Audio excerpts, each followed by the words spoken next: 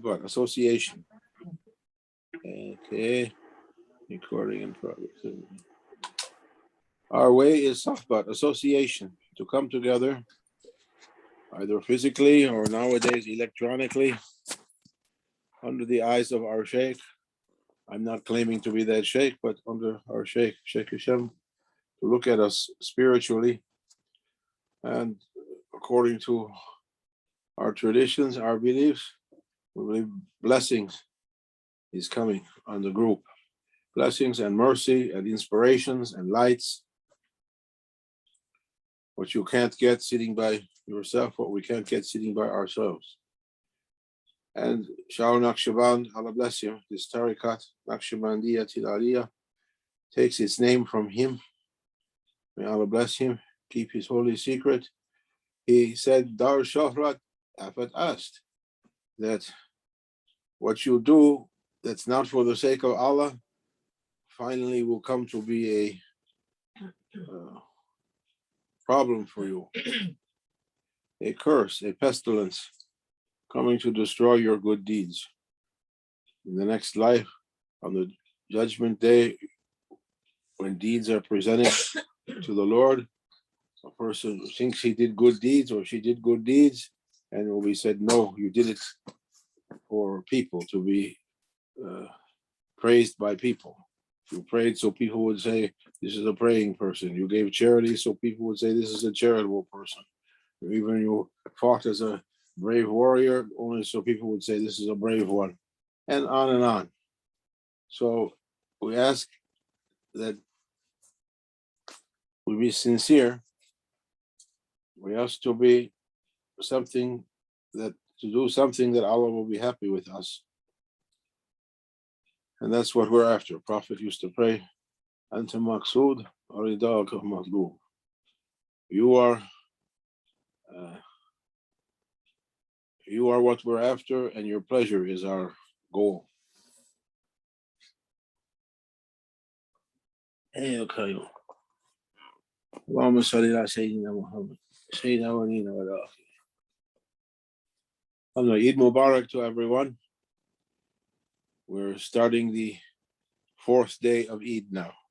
Tuesday, Wednesday, Thursday, and now Friday is the 4th day of Eid. May the blessings of Eid al-Adha be with everyone, to make everybody happy and content. And may He dress us with goodness, with good qualities, with humbleness, with patience, with sincerity, with love, all our lives, inshallah. In this tariqat, in this Sufi way, it's not a way of visions and miracles. It's a way of climbing up to higher levels unseen. Sheikh Nazim used to say, if a person comes to me with all kinds of feathers and plumes and decorations, I have so many visions, I'm seeing angels, I'm seeing jinns, I can read minds, I can travel to many places at the same time. He said, we pluck those feathers when they come to us. We take it away and we make that person as a servant to Allah, a simple servant, abid. And we blindfold that servant also. We blindfold that servant because they're not ready to carry. They're not ready to carry what's coming on higher levels. They're not ready to face the energies that exist on higher levels.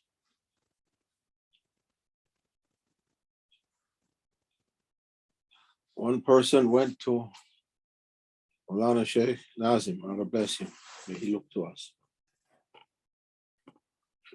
and said, Ya Sayyidi, oh my master, oh our master, we read in the Sufi books that the human being has spiritual centers in their body called Lataif. Lataif. And those spiritual centers, when activated, can make a person to do miracles. We're bored with praying and fasting and all the time making zikr. We want to see, we want to. And Shaykh Nazim said to him, oh, doctor, he was a psychiatrist actually. He said, you know, when they launched the rockets into outer space, in those days, it was the space shuttle. It was a rare event, and everyone used to tune in the TV to watch it.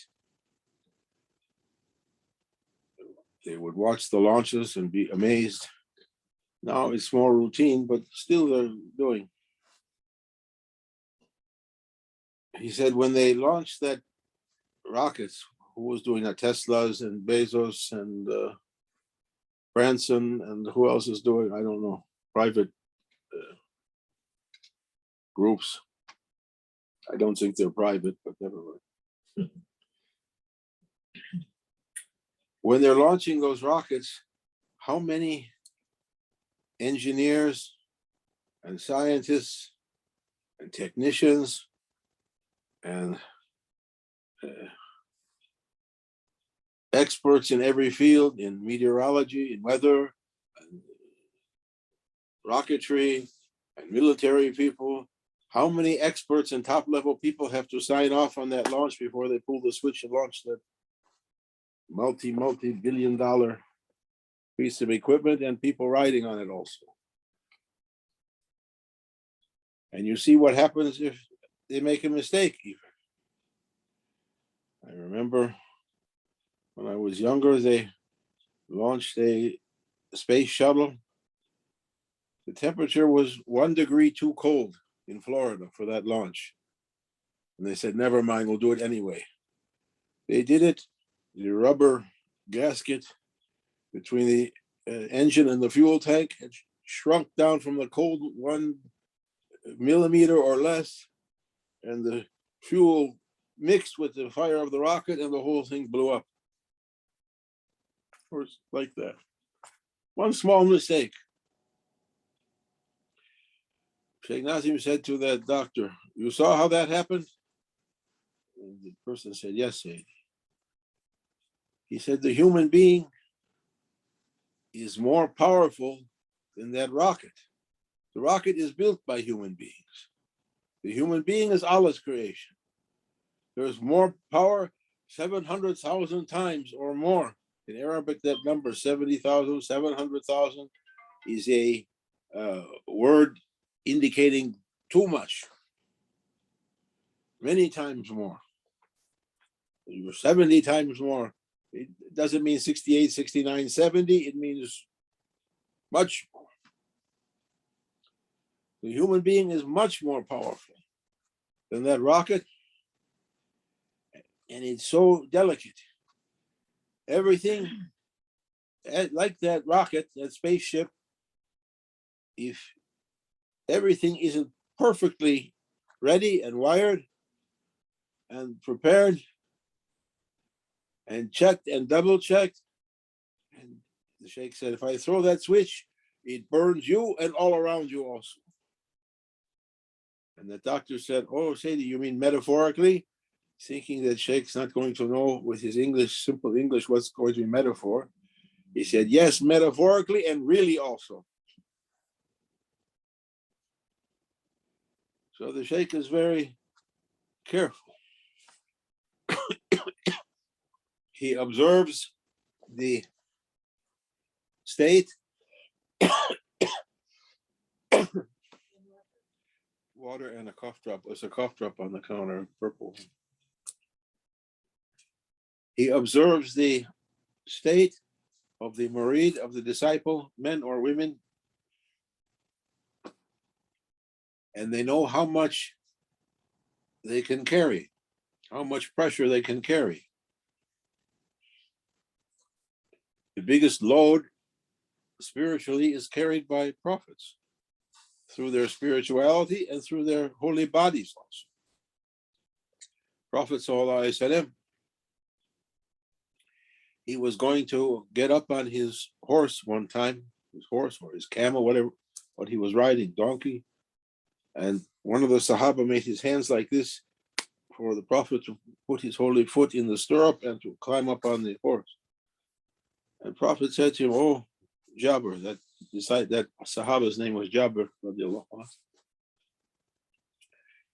if wasn't permission given, not you and all your friends and all human beings and all jinns and all angels together could carry my weight to get up on this horse. I'm supported by heavenly power. By heaven, you found the cough drop? Let's see if there's one.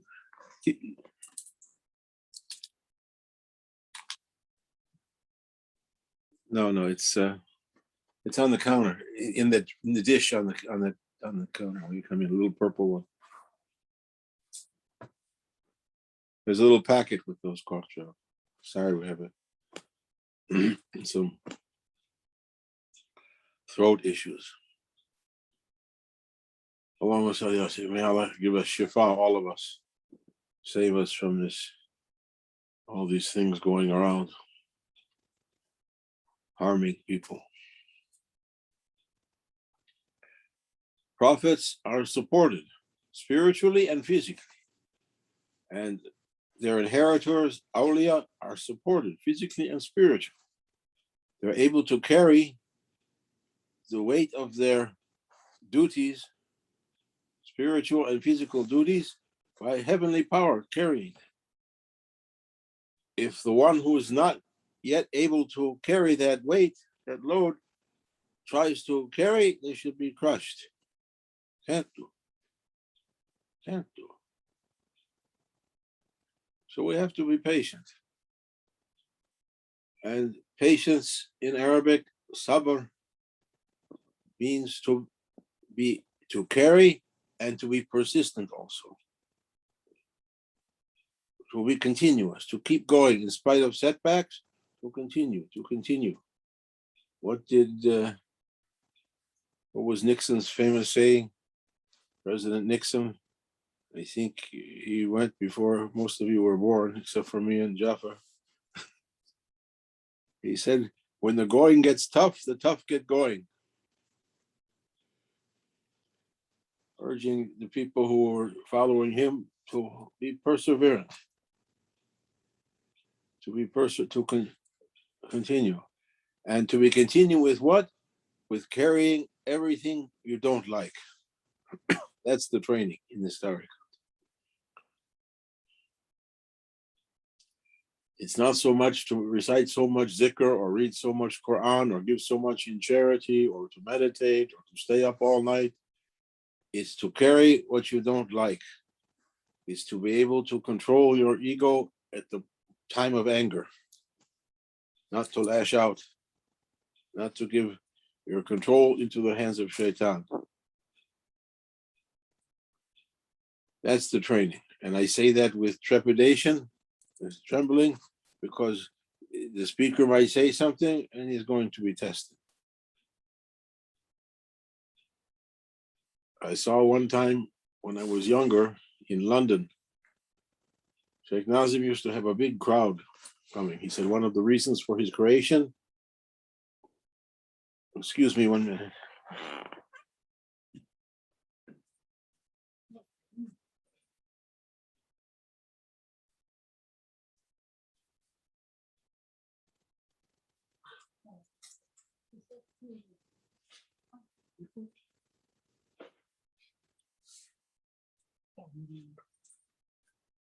I said a cough drop.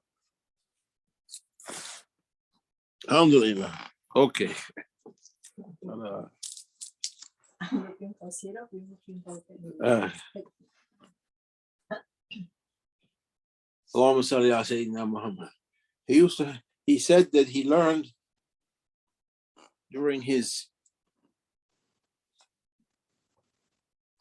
suluk, his spiritual journey, that one of the reasons for his creation was to gather a lot of people around him, to see him, to touch him, to hear him, to look at him. And so a lot of people were gathered in London, and one night, he was late for the assembly, and he put one person like me, somebody, to speak on his behalf to the people, to keep them entertained until he arrived. And that person was describing some experience he had, some spiritual experience. He said, even after it finishes, always the memory stays with you. You can never be angry again. He was saying, bragging in front of all those people, how he left all anger. The Shaykh used to have people whose specialty, without being told or without being specially trained for it, was to make other people angry. He used to have some colorful characters, and one person stepped up and said to that man, and said, I left all anger forever. And he was smiling like this, and he began to curse that person. That person immediately became angry, and the situation came until that person jumped, and his turban flew on the ground. He was jumping up and down, screaming, and everybody was standing around like,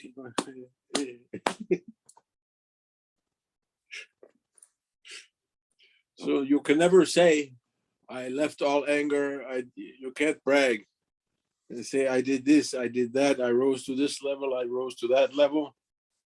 It's easy for the Shaykh to, if you carried 5 pounds, we'll give you 6 pounds. Let's see how you do with that. If you lifted 200, we'll do 201, and you can't carry.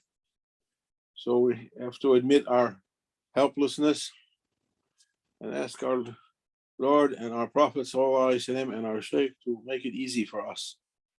Make it easy for us to climb up. The training to be patient, especially at the time of anger, is so important. It's not necessary to learn whole libraries of books on Islamic doctrine. One person came to the Prophet ﷺ. He was a highly educated person. He had read so many spiritual books on different religions, and he asked for an advice from the Prophet. And he's expecting a high dissertation. The Prophet looked at him ﷺ and said, don't be angry. And that person said, oh, Rasulullah, you didn't understand. I was asking something. And the Prophet said the second time, don't be angry. Now the person was getting a little bit agitated. He said, Ya Rasulullah, you didn't understand. He was becoming agitated. And Prophet said to him, no, you didn't understand. If you could control your anger, you would reach what you're asking me to tell you with words.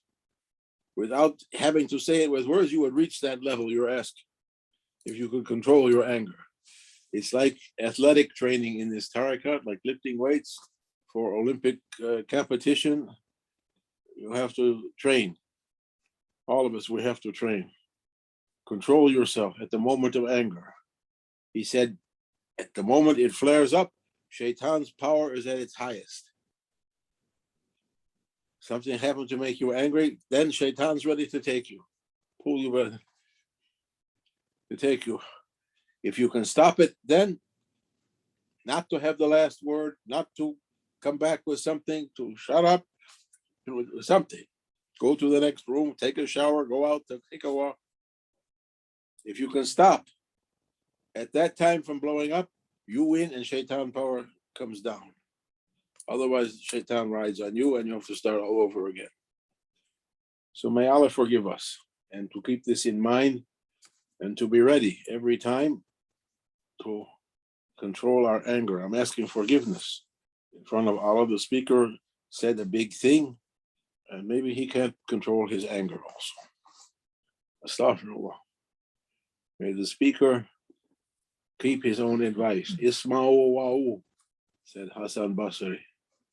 Listen and do it. Listen and do it. Don't say it and not to do it. Quran says, why you say what you don't do? Therefore, the speaker is under special responsibility to do it. So we'll keep the talk short. If we go to the next, if we want to stop jealousy and greed, etc., leave that. We're trying for anger first. May Allah help us. Wa min al-tawfiq, bi hurmatil Habib, bi hurmatil Fatiha.